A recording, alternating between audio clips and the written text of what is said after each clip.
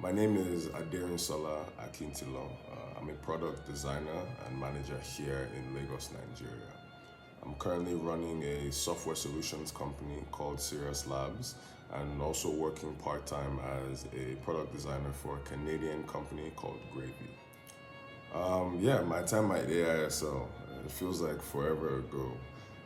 I attended AIS from pre-K until 8th grade, so 1995 to 2005. There are so many stories about AISL, I don't even know where to start. I think a lot of my stories are centered around sports and activities. A lot of people probably remember Foursquare in the morning before class actually starts. I did a lot of wall ball during recess and lunch. And then in the afternoon, I played a lot of football and track and field and basketball as well. I didn't realize at the time, but I was very physically active at AIS. I thoroughly enjoyed the AISL experience, and as I get older, I've become more aware of how invaluable and priceless that entire opportunity was. There are a lot of people who were able to attend educational systems like AIS in Nigeria and even in the rest of the world, so I definitely feel blessed. I think AIS, for the most part, has shaped my view on education. I recently watched this speech called it's called "This Is Water" by David Foster Wallace. One of the things that he mentioned, one of the key points he mentioned in his speech was about liberal arts educational systems, that they teach you how to think. I don't know if AIS was necessarily classified as liberal arts, but I do think that that is a very, very key theme that emanated throughout my history at AIS, that every grade, every teacher, every student, every opportunity showed me different perspectives and different ways of thinking and how to critically think and ask questions, ask why and whatnot. And on top of that, the values that were instilled upon me at AIS when I was younger are still part of my life, and they're extremely critical. I think the biggest overarching theme is everybody is a human being. Treat people with respect. That's something that I carry with me to today. That's something that I try to teach other people as well, because ironically, it's not a global perspective. Not everybody feels that way. I think also on top of that, it's imperative to share that philosophy with other people, especially people in Nigeria, people outside of the AIS community and throughout the world. At some point in time, a consultancy on the West Coast in Oregon picked me up. They wanted to hire me, and I didn't know about that side of America before, so I went. I worked there for a couple of years. I had the opportunity to work with clients like FedEx, Pepsi, Nike, and Daimler Trucks North America. So it was definitely a fulfilling experience. And then during that time, I decided to start my own business. I did a little bit of consulting on the side as well, and I got an offer to work for Gokada here in Lagos around 2018, I believe. So I moved back and I was working for Gokada for less than a year.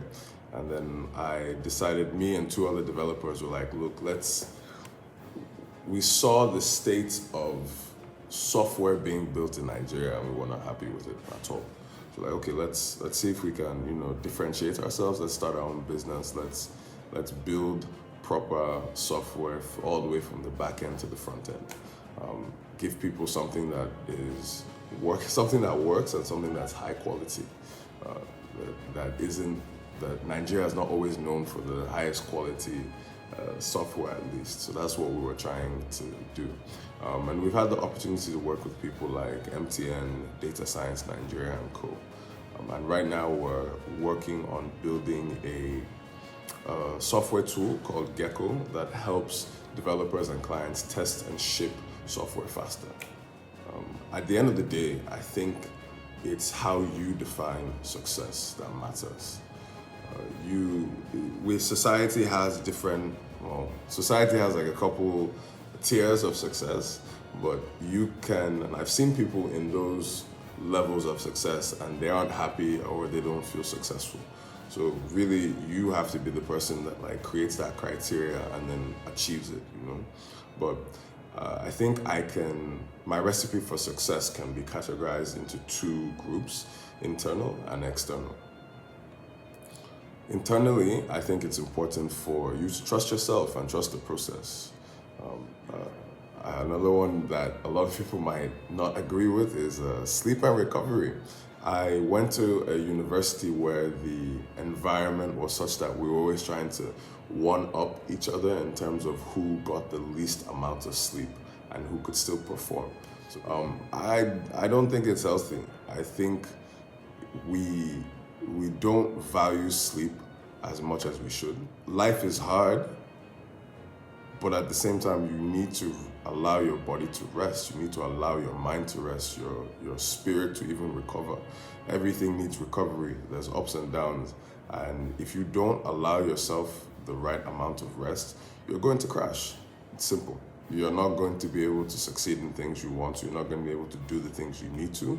Your brain is not going to be working. Your health is going to deteriorate. So sleep and recovery are extremely important. That's where I come from. And lastly, for internally, go at your own speed. Everybody has their own trajectory, direction, end goals, and like pace in life, because you're seeing your peers blowing, doing all these other things at your age, like don't get down on yourself. Remember that you need to go at the pace that suits you. Externally, I believe your support group, your support system is very important. Your family, your relationships, and your friends. Surrounding yourself and putting yourself in the right environment will make you successful as well. So you also need people around you to kind of keep you in balance, to keep you in check. Think of them as your checks and balances system. So relationships, family, and your support group is key. Another thing is writing things down. I have a whiteboard that works for me, but I think it's one thing to dream something. When you dream, it's kind of in the ether. When you start putting it down and creating and taking it from the intangible world to the tangible world, it becomes that much more real, and that will help you achieve those goals and become successful. Another thing for me personally, don't overplan things. Just focus on the end goal and do things to get there, but don't overplan the things you do or need to do to get there. I think you'll be good with that. Embrace failure. Don't be afraid of failing. So just learn from your failures, and that way you understand that you haven't really failed. You just found a way to not do that thing. You know what I mean? So just continue, fail, pick yourself up, and then try again. Now, I just finished a fantastic book called Competing Against Luck by Clayton Christensen. I highly recommend it. It's another book I want to read that it's been on my bookshelf for too long. I'm going to try and do it this year or this month. It's called Principles by Ray Dalio. And last but not least, I've been really interested in the decentralized finance space. So I've been reading a lot of white papers about how that entire system is structured, how it should be structured, and how it probably will be structured in the future. On my playlist, I have a Nigerian local group called the Cavemen. Fantastic. I highly recommend them. There's Oyibo Rebel, who is our Ferris Bulus. He also lives in Nigeria, went to school here as well. So highly recommend him. I think he's coming out with some new stuff soon. There's Bugsy Malone. I recently re-engaged with his music, and he's a very thoughtful UK artist. And if you have time, watch his interview with the Mulligan brothers on YouTube. Very, very, I highly recommend that. And lastly, it's a genre, not just like a song or a band, but it's called Amapiano. It's like South African music. Some of the DJs and artists playing them are Major League DJs and Kabza the Small. Their music is vibes. That's the best way I can describe it. Just positive vibes all around. My favorite artists and bands, I don't know. I'm old school, I guess, except for, not recently, but the past like 5-10 years, Kendrick Lamar. Love his music, love what he's been doing. His storytelling is incredible. I've always had a huge soft spot for Alicia Keys. And yeah, I think last but not least, as a lot of people do, is Fabifela Kuti. And then since I moved back, actually, I highly recommend this. I don't think a lot of people like this music, but his name is King Wasiu or Kwamwan, and he plays a lot of Fuji music, and his music is incredible. Okpo, I have it's plenty. There's a lot of things that I want Nigeria to be. I dream these things on almost every other night basis for how Nigeria can look like in the future, what it can consist of. Personally, I'm interested in seeing more sustainable communities, smaller groups, maybe even as large as states, but let's just say smaller than state-sized areas where Nigerians are growing their own food. We're not reliant on the electrical grid. We have our own source of electricity, whether it's solar, wind, alternative energy, doesn't matter. We have our own banks, so we have a place where we can grow our own wealth outside of the federal government.